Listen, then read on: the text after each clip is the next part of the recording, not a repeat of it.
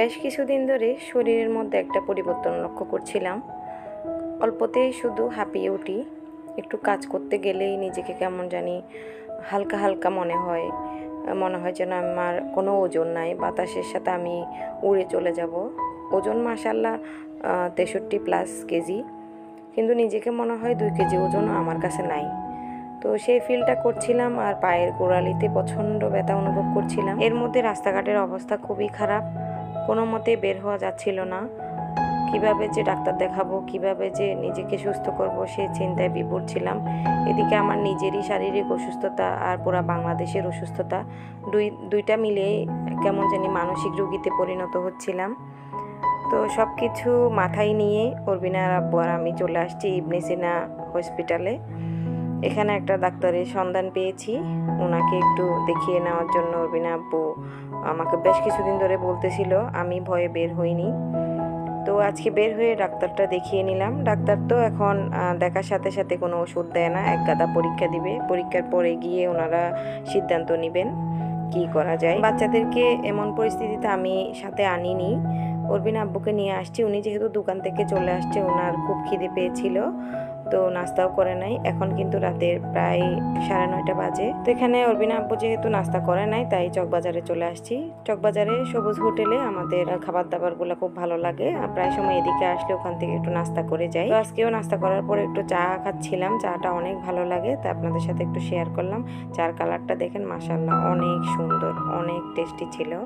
যেদিন ডাক্তার দেখিয়েছিলাম ওই দিন তো আর টেস্টগুলো করা হয়নি, অনেক রাত হওয়ার কারণে আমরা বাড়িতে ফেরত চলে গিয়েছিলাম, বাচ্চারা একলা ছিল। তাই আজকে আমি একাই আসছি, বাচ্চাদেরকে তো আনিনি। অরবিনা আব্বু আসতে পারে নাই, কারণ দোকানে কোনো কর্মচারী ছিল না, কারফিউর কারণে ওরা কেউ বাড়ি থেকে আসতে পারেনি। তো এখানে এসে আমি একা এত বেশি ঝামেলায় পড়বো বুঝতে পারিনি, কারণ আমার এক্সরে ছিল। বুঝতে তো পারছেন এক্সরে থাকলে মেয়েদের কত ধরনের সমস্যা হতে পারে। রিপোর্টের জন্য আজকে বাচ্চাদেরকে সাথে নিয়ে এসেছি। গতকালকে আমি টেস্টগুলো দিয়ে গিয়েছিলাম, আজকে বাচ্চাদেরকেও সাথে নিয়ে আসছি। সেদিন আমরা বাইরে নাস্তা করে গিয়েছি, অরবিনা আব্বুর ভালো লাগেনি। আসলে আমাদের মা বাবার গলা দিয়ে বাচ্চা ছাড়া কোনো কিছুই নামে না, সেটা বাজার তাকিদে খাওয়া দাওয়া হোক। আমরা কিন্তু খিদের জ্বালায় ওখানে নাস্তা করেছিলাম সেদিন।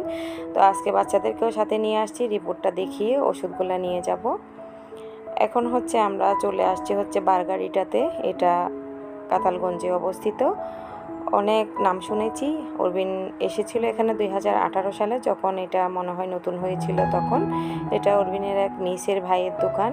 তো এখানে আসছি, আজকেও অনেক রাত হয়ে গিয়েছে, প্রায় 10টা, কোনো মানুষ নাই, জনমানব শূন্য রেস্টুরেন্ট, আমরাই আছি। এখন সবার ডিনারের টাইম হয়ে গিয়েছে, আর আমরা নাস্তা খাওয়ার জন্য আসছি।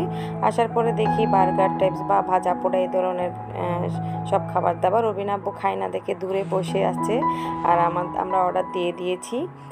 একটা প্ল্যাটারের অর্ডার দিয়েছি, আর একটা ফ্রেঞ্চ ফ্রাইয়ের অর্ডার দেওয়া হয়েছিল, ওটা আগে চলে আসছে। রেস্টুরেন্টের খাবারের একটাই সমস্যা একসাথে সব খাবার আসে না, ধাপে ধাপে আসে।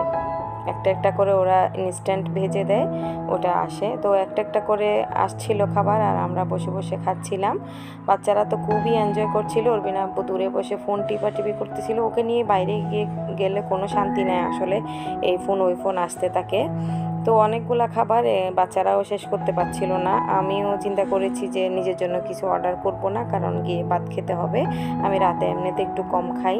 তো খাবারের পরিমাণ এত বেশি ছিল যে আমরা দুইজনে না খেয়ে শেষ করা যাচ্ছিল না। তাই অরবিনা আব্বুকেও অনেক রিকোয়েস্ট করতেছিলাম যে এসে একটু জয়েন করো, খাবারগুলো খেয়ে শেষ করো, না হলে সব খাবার তো ওয়েস্ট হয়ে যাবে। বাচ্চারা আর পারতেছিল না। অরবিন 2 হাতে মোজা দিয়ে, এই সিস্টেমটা আমার কাছে অনেক ভালো লেগেছে। গ্লাভস যেহেতু ওরা দিয়েছে, বাচ্চাদের হাত আর ময়লা হবে না। তো অরবিন আব্বুকে ডেকে বসালাম, উনি আসছে। এসে আমরা সবাই মিলে খাবারগুলো একটু এনজয় করব। অনেক দিন পরে আসলে বের হওয়া, বাইরের অবস্থা অনেক খারাপ। আজকে তাহলে পর্যন্ত, আল্লাহ হাফেজ, আসসালাম।